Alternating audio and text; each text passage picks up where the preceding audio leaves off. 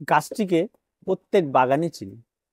গাছটি একটা সময় এতটাই ট্রেন্ডে উঠে এসেছিল যে প্রত্যেক বাগানই তার ঘরে ঘরে রেখেছিল, আর প্রত্যেক বাগানই কম বেশি ডাল ভাঙছিল আর ফ্রেশ ওয়াশ করছিল, আর স্কিনের যত্নের জন্য ব্যবহার করে যাচ্ছিল। আজকের ডেটে এসে ব্যাপার ট্রেন্ডটা অনেকটাই কমে গেছে, অনেক অনেক কিছু বুঝতে শিখে গেছে, তো ব্যবহারটা অনেকটাই কমে গেছে। তবে ভেষজ গুণ সম্পন্ন, ভেষজ গুণে ভরপুর একটি গাছ অ্যালোভেরা। এটা আমরা অনেকে ঘৃতকুমারী বলি, অনেকে ঘৃতকাঞ্চন বলে, অনেকে অনেক নামে পরিচিত, অনেক জায়গায় অনেক নামে পরিচিত। তো এই বর্ষাকাল আসলে এই সমস্ত গাছগুলি সবচেয়ে বেস্ট একটা পারফরমেন্স করে, আর বর্ষাকালে এই সমস্ত গাছগুলিকে আরো ভালো রাখা যায়। তবে গাছগুলি বর্ষাকালে যারা মাটির মিডিয়াতে করে তাদের গাছগুলি দেখা যায় বেশিরভাগ ক্ষেত্রে নষ্ট হয়ে যায়, গোড়া পচার সমস্যা হয় এবং গোড়া পচে যায়, গাছগুলি শুধু থেকে যায়। আবার যখন মোটামুটি বর্ষা চলে যায়, আবার সেই গোড়াগুলি আস্তে আস্তে আস্তে রুট ছেড়ে সেখানে আবার তারা বাসা তৈরি করে। গাছগুলি মূলত একবার যদি আপনার ছাদ বাগানে যায় সেখান থেকে আর বেরিয়ে যাওয়ার কোনো আশা নেই। তবে হ্যাঁ, যদি এইরকম ঘন বৃষ্টি হয় তবে কিন্তু সেই গাছ অবশ্যই অবশ্যই নষ্ট হবে, যদি সেটা মাটির মিডিয়া থাকে।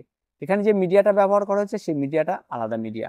এখানে যে মিডিয়া রয়েছে তার মধ্যে রয়েছে 50% ঘেঁস, তার মধ্যে রয়েছে 30% কাঠ কয়লা, আর বাকি যে 20% রয়েছে 20% রয়েছে গাছের খাবার, যেটাকে আমরা কম্পোস্ট বলি। আর আপনি পাতা পচা দিতে পারেন, সেখানে গোবর সার দিতে পারেন, ভার্মি কম্পোস্ট দিতে পারেন, এই দেওয়া রয়েছে। সঙ্গে একটু হাড় গুঁড়ো, শিংকুচি, নিমখোল ব্যবহার করা হয়েছে। আর তেমন কোনো কিছু নেই। গাছটি যখন লাগানো হয়েছিল গাছটি খুব ছোট্ট একটা চারা ছিল, সেখান থেকে লাগানো হয়েছিল। যখন লাগানো হয়েছিল তখন তার একটা ভিডিও আমি আপনাদের দিয়েছিলাম। আজকের ডেটে এসে গাছের বয়স 6 মাস, আর 6 মাসে গাছের রেজাল্ট এটা। তারপরেও একদম খোলা আকাশের নিচে রাখা, প্রচন্ড ঘন বৃষ্টি, তাতেও গাছে কোনো রকম কোনো সমস্যা নেই। তার সঙ্গে সঙ্গে গাছে প্রচুর পরিমাণে ছানাপোনা ছেড়ে দিয়েছে। এই যে চারা, এই চারাগুলি থেকে কিন্তু বর্তমানে আস্তে আস্তে আস্তে গাছ আরো বেশি ডেভেলপ করবে। আর এই চারাগুলি এই সময় থেকে আপনি এগুলিকে আলাদা করে নিতে পারেন অনায়াসেই। এই যে দেখুন, একটা চারা তৈরি আলাদা হয়ে গেল, এটা থেকে আপনি অনায়াসে এটাকে বসিয়ে দিলে একটা নতুন গাছ তৈরি হয়ে যাবে। তো এভাবে আপনাদের যদি করতে পারেন অনায়াসেই প্রচুর চারা তৈরি হয়, প্রচুর কিছু হয়। মাটি মিডিয়াতে করলে এটাকেই আপনি টেনে তুলতে পারতেন না, আর এত সুন্দর একটা সুস্থ সবল শিকড় সহ চারাও পেতেন না। সেখান থেকে টানতে গেলে ছিঁড়ে চলে আসে এবং খুব সমস্যার ফিল করতে হয়।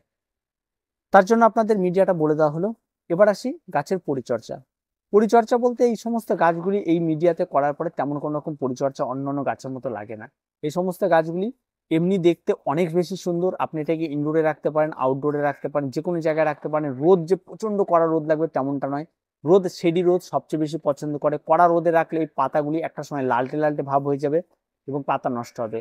জল কন্টিনিউ জল দিলেও আপনার কোনো সমস্যা হবে না, এই মিডিয়াতে জল আপনার বেরিয়ে চলে যাবে। তাই আপনি অনায়াসে করতে পারেন। একটা সময় ছিল এই গাছ ঘরে রাখতো, জল দিত, গাছ মারা যেত, তার জন্য এখন বিরক্ত হয়ে মানুষ রাখা বাদ দিয়ে দিয়েছে। এর ভ্যারাইটির শেষ নেই, বর্তমানে নতুন নতুন প্রচুর ভ্যারাইটিও বেরিয়ে গেছে। অনেক ভ্যারাইটি রয়েছে, প্রত্যেকটা ভ্যারাইটি যদি আপনি একই রকম ট্রিটমেন্ট করতে পারেন, যে শুধুমাত্র আমি জল কম প্রয়োগ করবো এবং মাটি ওয়েলডেনেস রাখবো, তাহলে গাছে কোনো সমস্যা নেই। আর একটা মিডিয়া হয়ে থাকে 50% বালি, 50% পাতা পচা, এই দিয়েও আপনি করতে পারেন, কোনো সমস্যা কিছু নেই। রোদ হালকা রাখুন, জল হালকা রাখুন, গাছে কোনো সমস্যা তৈরি হবে না। দেখবেন গাছ অনেক বেশি ভালো হয়ে উঠবে। ঘরের মধ্যে রাখার মতো উপযুক্ত একটি গাছ, গাছটা একটা স্যাকুলেন্ট ভ্যারাইটি গাছ, প্রচুর পরিমাণ অক্সিজেন প্রদান করে থাকে। তার সঙ্গে সঙ্গে গাছের উপকারিতা তো আপনারা প্রত্যেকেই জানেন, ভেষজ গুণ সম্পন্ন। তা আমাদের কথা শুনে ভেষজ গুণ সম্পন্ন বলে আপনারা ব্যবহার করতে শুরু করবেন না, কোনো সমস্যা হলে ডাক্তারের পরামর্শ নেবেন। যে কোনো গাছের যে কোনো কোনো কিছু ডাইরেক্টলি ব্যবহার করা কোনো রকম ভাবেই ঠিক নয়। অনেকেই বলে এই সমস্ত গাছের পাতা নাকি বলে গাছের রুট হরমোনের মতো কাজ করে। আজ পর্যন্ত লাগিয়ে দেখে কোন রকম কোনো কিছু নয়। যতগুলো ভিডিও দেখেছি সবগুলো ভিডিও ফেক ছিল, আমি যতবার ট্রাই করেছি ততবারই কিন্তু ভুল হয়েছে, কারণ কোনোবারই হয়নি।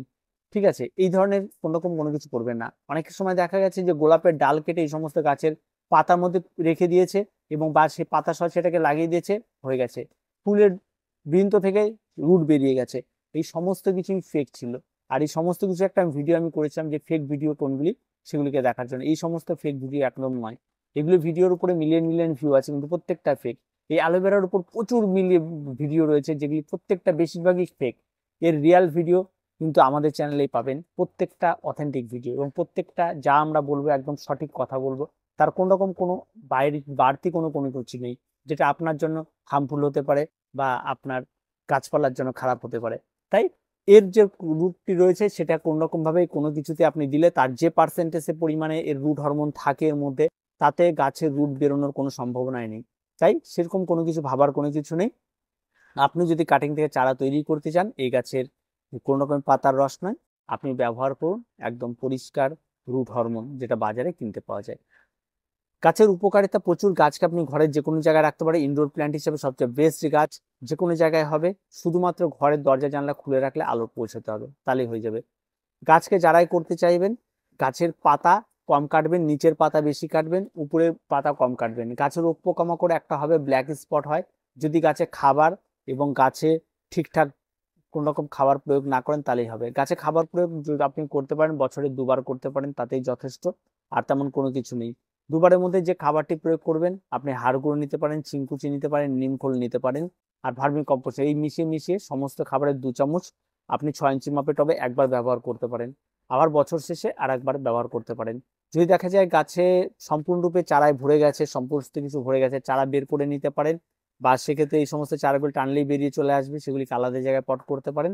বা প্রয়োজন পড়লে আপনি এইগুলিকে আরো বাড়িয়ে তোলার জন্য এটাকে আবার বড় পটে রিপোর্ট করতে পারেন। রিপোর্ট করার সময় একই মিডিয়া হয় 50% বালি, নয় 50% পাতা পচা দিয়ে করবেন, আর না হলে ঘেঁস, কাঠকয়লা আর আপনার গাছের খাবার দিয়ে করবেন। এটা দিয়ে করবেন, দেখবেন অনায়াসে গাছ ভালো থাকবে, কোনো রকম কোনো সমস্যা কোনো কিচ্ছু হবে না। প্রত্যেকটা গাছ পারফেক্ট থাকবে, এবং এই গাছ যত বেশি ভালো হবে চেহারা, গাছ দেখতেও আপনার সুন্দর হবে। যে কোনো একটা জায়গা আপনি রাখলে আপনার সৌন্দর্য একটা অন্য লেভেলে নিয়ে যাবে। আর এই মিডিয়াতে করলে কি হবে, আপনার ঘাস হবে না, কোনো জঙ্গল হবে না, কোনো কিছু হবে না, মাটি ক্যাতক্যাতা হয়ে থাকবে না। ঠিক আছে, আপনার যে টবটা রয়েছে টবের কালার ফেড হবে না, আপনার টবটাকে লুকোতে হবে এরকম ব্যাপার থাকবে না। এই টবটাকে আপনি একটা সুন্দর টবের মধ্যে বসিয়ে রেখে দিয়ে তার সৌন্দর্যায়নটা বের করে নিয়ে আসতে পারেন। যে কোনো কিছু অনায়াসেই করতে পারবেন এই অ্যালোভেরা গাছের। তো অ্যালোভেরার উপকারিতা আপনারা প্রত্যেকে জানেন, তার উপকারিতা নিয়ে আর বলার কিছু নেই। আর আজকে এ পর্যন্তই। দেখা হচ্ছে পরবর্তী ভিডিওতে। প্রত্যেকে ভালো থাকবেন, প্রত্যেকে সুস্থ থাকবেন, আর চ্যানেলটিকে অবশ্যই সাবস্ক্রাইব করে রাখবেন।